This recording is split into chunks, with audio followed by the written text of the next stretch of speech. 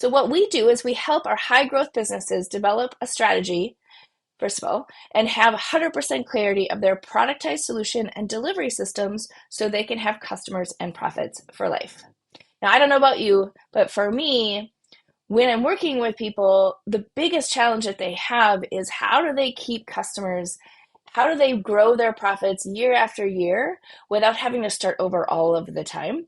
And that's really what we're focused on is developing the strategy and the solution and the delivery systems that allow them to grow and scale in a way that keeps their customers and makes them a bigger impact and income throughout the year. Okay, so what I want to do really look at the three biggest mistakes that I see people making when they're trying to create a business that can scale without them.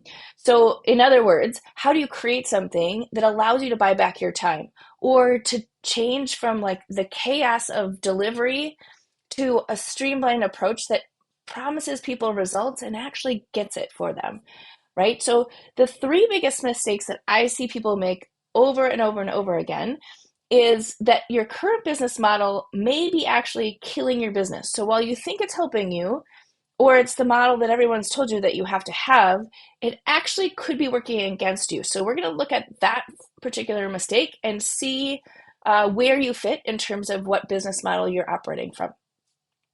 Mistake number two is that you're missing the map that will unlock results and cut your time in half. And so if you're missing this map, this is the essential piece that you need in order to keep you moving forward and get out of that time for money trap.